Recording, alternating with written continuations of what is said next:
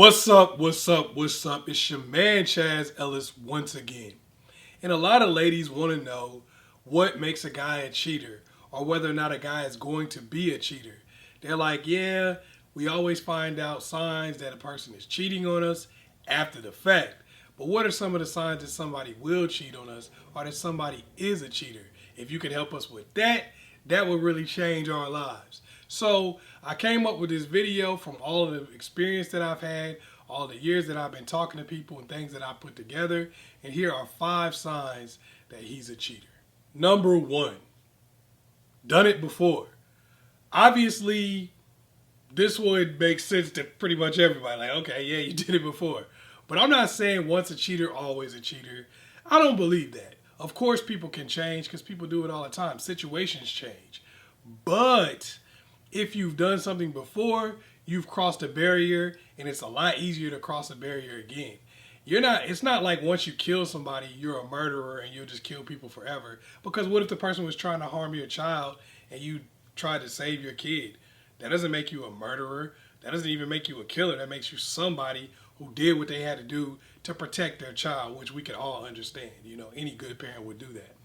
But once you cross a barrier and you've killed somebody, a lot of times it's going to be easier to do it again. It's just going to be a situation where now you say, well, I know what it feels like to kill somebody. I know what it feels like to do something like that. I've crossed that bridge in my mind. I've crossed that bridge with my heart, and I could do it again. When somebody's cheated before, now they know what it feels like to cheat on somebody. They know how they're going to feel after they do it. They know whether they're going to have to lie, whether they're going to have to go through that whole process. They've already done it before, so it's going to be a whole lot easier for them to do it again. Sign number 2, friends with exes. Now, I'm not saying that they got to hate their ex. I'm not saying that they got to be like, oh, forget her, I can't stand that. Oh, if I see her in the street. I'm not saying they got to be like that. They could be cordial. If they got kids with the person, obviously they got to maintain some type of decent relationship if they can. But what I'm saying is, when you got a person who calling up exes on the regular, they're hanging out, they liking little pictures, kikiing and all of that with exes, if they're doing that kind of thing, the reality is they're probably setting up a situation where they can deal with them again, or they never stopped. They never stopped. All right? That's kind of what it is. When you're dealing with a person who's constantly talking to exes and they got multiple friends who used to be exes, a lot of times that's just them keeping people on deck, and they'll probably try to do the same thing with you after they cheat on you and y'all break up. You'll probably be on deck also if they can get away with it. That's kind of what they do, and this gives them the ability to have an outlet the minute they want to cheat. So you got to be careful about somebody who's got a bunch of exes as friends.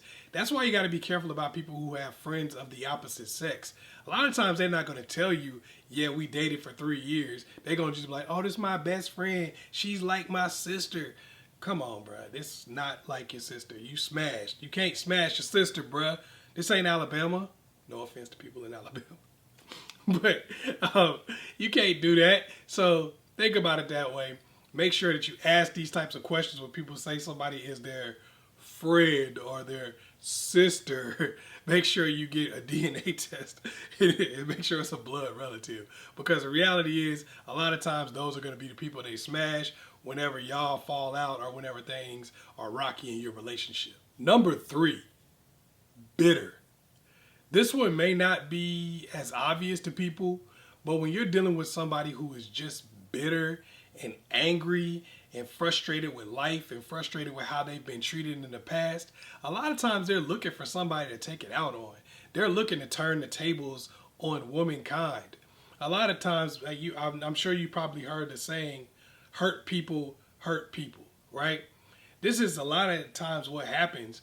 A person gets played, a person gets done wrong multiple times by multiple people, and then all of a sudden they start feeling like they want to be the player. They start feeling like they want to get over. They go from nice guy to Let me smash everything that walks. Let me diss every girl I can. Let me get over on everybody I can, because what they've been through has beaten them. A lot of times you can tell that somebody's bitter just by the fact that they're always complaining about every single thing that's ever happened to them in the past. Oh man, this girl dogged me. That girl dogged me. That girl cheated on me. That girl used me. And a lot of times that bitterness towards other people turns into revenge against you, even though you didn't do anything. They try to get revenge on them through you. You know, some women do this to guys too, where they'll have like, here's what my ex-boyfriend did. Now I'm going to blame you for it and make your life hell. A lot of times people hurt the people that they can actually hurt. They can't hurt their exes. They can't hurt the people who use them, the people who dog them, but you actually love them and care about them. And a lot of times they'll just go ahead and hurt you because they can. So be careful of people who are bitter, because a lot of times those are the people who are going to be willing to just do anything. Cheat, lie, steal, anything. Number 4, secretive. When you got somebody who's got to take the phone out of the room every time they talk, every time they text somebody or talk to somebody, they always turning the phone, making sure you can't see what they're doing, making sure you can't really figure out what's going on.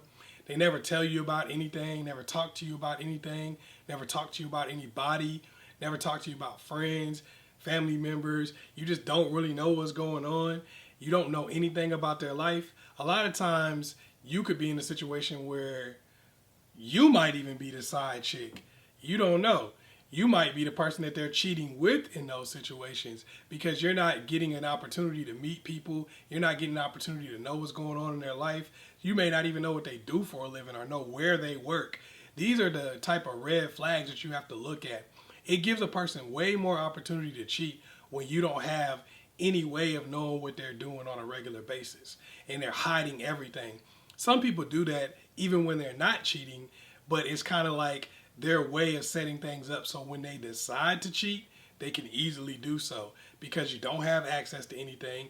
You don't know who they talk to. You don't know any of their friends. You don't, they never talk to people in front of you. So even when they start cheating on you, the behavior doesn't change because they've always been secretive since day one. And number 5 is passive. A lot of times when you talk about somebody being passive, people see it as a good thing because they get what they want. The person often acquiesces to their demands. They don't stand their ground on the things that they believe in. But same things that make you laugh, make you cry. And when somebody doesn't stand their ground on things, when somebody doesn't hold steady to what they believe in, when somebody lets you kind of push them around and let you tell them what to do and what not to do, they adopt whatever it is you say. The problem is that person generally doesn't have principles that they really stand on. They're not going to tell you when things are wrong in your relationship. They're not going to tell you that they want out. They're not going to tell you that they're tired. They're not going to want to tell you that they want to break up. What they're going to do instead is just start dealing with somebody else. They're passive, so usually they're going to take the path of least resistance. And the path of least resistance, a lot of times, is really just to start cheating on somebody. Breaking up with somebody is confrontational in nature. So they're probably not going to break up with you. Instead, they're going to say, well, you know what, I could just start smashing old girl over here rather than working on our relationship, or rather than just telling you, hey, it's not working for me and it's over. Now, hopefully I was able to help you out. Make sure you go to the ChazzEllisProject.com, get a consultation, detailed question. I also do profile reviews if you need to kind of see what would be the best way to put your best foot forward in terms of your social media, dating sites, things of that nature. Make sure you hit me up on the ChazzEllisProject.com. Also, make sure you like, subscribe, and share this video with somebody else. Peace.